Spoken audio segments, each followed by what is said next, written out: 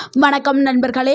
உங்க உடல் நலத்தை பாதுகாக்க உதவும் ஒரு முக்கியமான விஷயத்தை தான் இன்னைக்கு நம்ம பார்க்க போறோம். இரவுல தூங்கிக் கொண்டிருக்கும்போது அடிக்கடி எழுந்து சிறுநீர் கழிக்க வேண்டிய நிலை இருக்குதா? அதாவது சிலருக்கு 2 முறை, 3 முறை, சிலருக்கு 5 முறை கூட தூக்கம் கெடும். அந்த அளவுக்கு அடிக்கடி சிறுநீர் கழிக்க போவாங்க. இதனால தூக்கமும் கெட்டு உடல் சோர்வும் அதிகரிக்க ஆரம்பிக்கும். மறுநாள் முழுக்க சக்தி இல்லாமை உடலுக்கு போயிரும். மறுநாள் காலையில எந்திரிக்க முடியாது. அவ்வளோ சோம்பேறியா இருக்கும். அவ்வளவு சோர்வா இருக்கும் உடல்.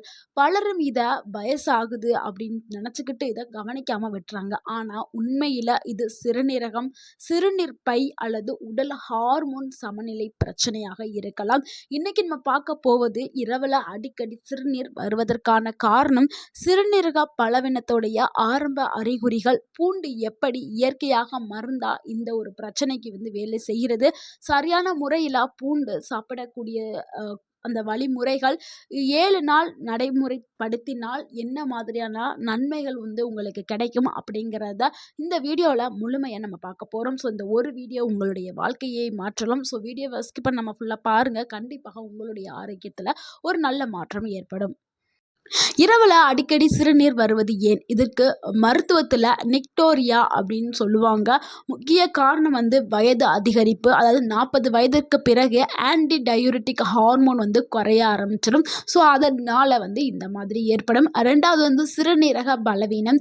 கிட்னி சரியாக நீரை கட்டுப்படுத்த முடியாமல் போறதுனாலையும் ஏற்படும். 3வது டயாபெட்டிஸ், அதாவது சர்க்கரை நோய். உடல்ல அதிக குளுக்கோஸ் இருக்கிறதுனால அது யூரினா போக ஆரம்பிக்கும். அதனால தான் சுகர் இருக்கிறவங்க, சர்க்கரை வியாதிக்காரவங்க என்ன சொல்லுவாங்க, எனக்கு அடிக்கடி சிறுநீர் போயிட்டே இருக்கு அப்படின்னு சொல்லுவாங்க.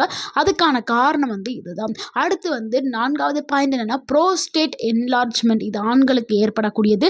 சிறுநீர் முழுமையா வெளியேறாம அவங்களுக்கு அந்த சிறுநீர் அடிக்கடி கழிக்கிற மாதிரியான உணர்வை தூண்டுறது தான் இந்த பிரச்சனை.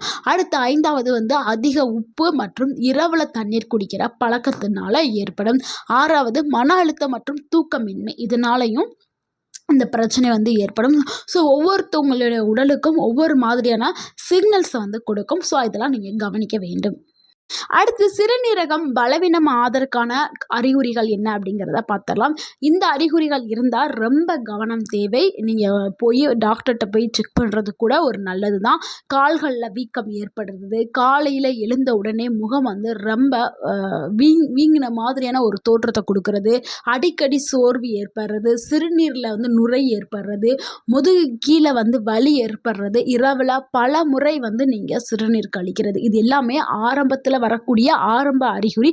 இது இருந்தாலே நீங்கள் டாக்டர்கிட்ட போயிட்டு நீங்கள் செக் பண்ணுறது ரொம்ப நல்லது. ஆரம்பத்திலே நம்ம எந்த ஒரு செயலையுமே போய் நம்ம நடைமுறைப்படுத்திட்டோம்னா அதை வேகமாகவே க்யூர் பண்ண முடியும்.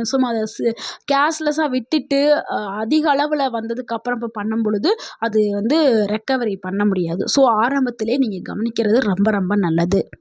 இந்த பிரச்சனையை வீட்டில் இருந்தே நம்ம தீர்க்கிறதுக்கு பூண்டை தான் பயன்படுத்த போகிறோம். பூண்டு ஏன் சிறுநீரகத்துக்கு நல்லது அப்படிங்கிறத பார்த்தலாம். பூண்டு ஒரு சமையலறையில் இருக்கக்கூடிய ஒரு சாதாரண பொருள் தான். ஆனால் இதில் இருக்கக்கூடிய வேதிப்பொருள் பலவிதமான நன்மைகளை கொடுக்கக்கூடியது. அதில் அலிசிலின் சொல்லக்கூடிய வேதிப்பொருள் இருக்குது. இது இயற்கையாகவே ஆன்டிபயோட்டிக்காக செயல்படுது. இதனால் இன்ஃப்ளமேஷன்ஸ் எல்லாமே குறைய ஆரம்பிச்சிடும். இதில் இருக்கக்கூடிய சல்ஃபர் காம்பவுண்ட் என்ன பண்ணுதுன்னா, பிளட்டை பியூரிஃபிகேஷன் பண்ணுறதுக்கு பயன்படுது. அதே மாதிரி அதில் இருக்கக்கூடிய ஆன்டி ஆக்சிடென்ட் என்ன பண்ணுதுன்னா, கிட்னி செல் டேமேஜ் ஆகாமல் இருக்கிறதுக்கு பாதுகாப்பு செய்யுது. பூண்டு செய்யக்கூடிய 5 முக்கியமான வேலைகளை பார்த்துடலாம். பூண்டு ரத்த ஓட்டத்தை மேம்படுத்தும், உடலில் ஏற்பட்ட அந்த வீக்கம் வலி எல்லாத்தையுமே குறைக்கும், நச்சுக்களை வெளியேற்றுறதுக்கு உதவி பண்ணும். அதே மாதிரி பிளட் ப்ரெஷர், அதாவது ரத்த அழுத்தத்தை பேலன்ஸ் பண்ணுறதுக்கு, சமநிலைப்படுத்துறதுக்கு உதவி பண்ணும். அதே மாதிரி சிறுநீரகத்தில் ஏற்பட்ட தொற்றுகள் இது எல்லாத்தையுமே குறைக்கிறதுக்கு பூண்டு பயன்படுது. இதனால தான் இரவில் அடிக்கடி யூரின் போகிறது குறைய ஆரம்பிச்சிடும். பூண்டை நம்ம சரியான முறையில் எடுத்தோம்னா அடிக்கடி யூரின் போகிறது படிப்படியாக குறைய ஆரம்பிச்சிடும். பூண்டு சாப்பிட்றதுக்கான சரியான முறைகளை பார்த்துடலாம். இதில் முக்கியமாக கவனிக்க வேண்டிய விஷயம் என்னென்னா, பூண்டு தானே அப்படின்னு நினச்சிட்டு நிறைய பேர் அலட்சியமாக சாப்பிடுவாங்க. பூண்டை தவறாக சாப்பிட்டா பயன் கிடைக்கவே செய்யாது. பூண்டை சரியான முறையில் நம்ம சாப்பிடணும். அதுக்கு சரியான மெத்தட் என்னென்னா, ரா கார்லிக் தெரப்பியை தான் நம்ம ஃபஸ்ட்டு பார்க்க போகிறோம். அதாவது காலையில் வெறும் வயிற்றில் 2 பல்லு பச்சை பூண்டு எடுத்துக்கிட்டு அந்த பூண்டை நீங்கள் சாப்பிடலாம். ஸோ இது எப்படி சாப்பிடணும்னா, இப்ப தான் நீங்க நம்ப கவனிக்கணும். ஸோ 2 பல்லு பூண்ட எடுத்து அப்படியே சாப்பிடக்கூடாது. பூண்ட எடுத்து அத நல்லா நசுக்கிக்கிறங்க. கையில நசுக்கிட்டு, கையிலேயே 5 நிமிஷம் வரைக்கும் வச்சுருங்க. வச்சிருந்தா தான் அந்த அலிசிலின் வந்து ஆக்டிவேஷன் ஆகும். ஸோ 5 நிமிஷம் கழிச்சு நீங்க அத வாய்க்குள்ள போட்டுட்டு, வெதுவெதுப்பான 1 கிளாஸ் தண்ணீரையும் அப்படியே குடிச்சிருங்க. ஸோ இந்த மாதிரி தான் சாப்பிடணும். இது ஒரு மெத்தடு.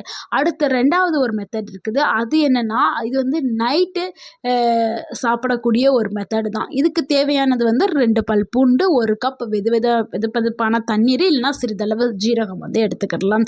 இதுக்கு செய்யக்கூடிய செய்முறை எப்படின்னா 10 நிமிடம் இத ஊற வச்சு குடிக்கணும். 1 கிளாஸ் வெதுவெதுப்பான தண்ணீல வந்து கொஞ்சோண்டு ஜீரகம் போட்டுட்டு 2 பல் பூண்ட நசுக்கி கொஞ்ச நேரம் வச்சுட்டு அந்த தண்ணீல போட்டு ஊற வச்சுட்டு நீங்க அப்படியே குடிக்கலாம். இதனால உங்களுடைய அந்த சிறுநீரக பை வந்து எல்லாமே வந்து ரிலாக்சேஷன் ஆகும். நல்லா ஸ்ட்ரென்த் ஆக ஆரம்பிச்சிரும். அடுத்து 3வது மெத்தட் என்னன்னா, கார்லிக் ப்ளஸ் ஹனி சேர்த்து சாப்பிட்றது தான். இது ரொம்ப ரொம்ப நல்லது.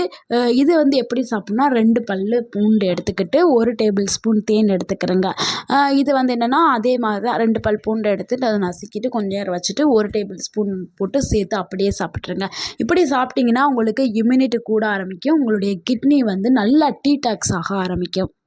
நிறைய பேருக்கு வந்து பச்சை பூண்டை சாப்பிட்றதுக்கு வந்து விருப்பம் இருக்காது. சிலருக்கு வந்து அலர்ஜி ஏற்படுத்தும். சிலருக்கு வந்து உடல் வந்து ஒத்துக்காது. ஏன்னா வயிற்றில் வந்து ஏதாவது ப்ராப்ளம் இருந்தால் அசிடிட்டி ப்ராப்ளம் இந்த மாதிரி இருந்துச்சுன்னா எரிச்சலை ஏற்படுத்தும். ஸோ அதனால என்ன பண்ணுறீங்கன்னா வறுத்த பூண்டை சாப்பிட்றது ரொம்ப சிறந்தது.